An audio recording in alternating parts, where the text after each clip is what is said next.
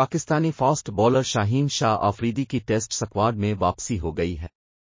Pakistan cricket board की जानिब से श्रीलंका के खिलाफ 2 टेस्ट मैचों की सीरीज के लिए 16 रुकनी स्क्वाड का ऐलान कर दिया गया है।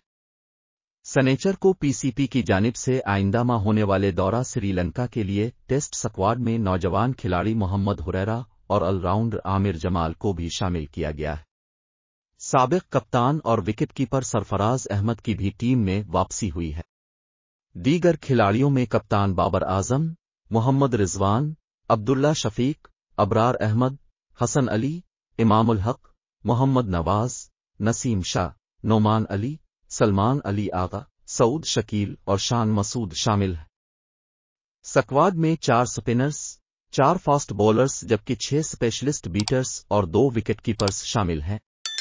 इस स्क्वाड में खास बात शाहीन शाह आफरीदी की टेस्ट क्रिकेट में तवील अरसे के बाद वापसी हुई है। उन्हें टेस्ट क्रिकेट में अपनी विकेटों की सेंचुरी मुकम्मल करने के लिए सिर्फ 1 विकेट दरकार है।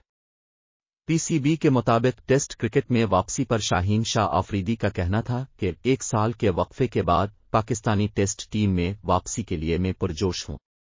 मैंने टेस्ट क्रिकेट को बहुत मिस किया है और मेरे लिए इस फॉर्मेट से दूर रहना बहुत मुश्किल था। उनका कहना था कि श्रीलंका में होने वाली इंजरी की वजह से मैं पूरा होम सीजन नहीं खेल सका था। अलिफ वर अब मैं इसी मुल्क में मुअस्सर तरीके से वापसी की राह देख रहा हूं और टेस्ट करने में विकेटों की सेंचुरी मुकम्मल करूंगा। मैं अपने मद्दाहों का भी शुक्रगुजार हूं जिन्होंने इस मुश्किल वक्त में मेरा साथ दिया और अब मैं नए चैलेंज कबूल करने के लिए तैयार हूं।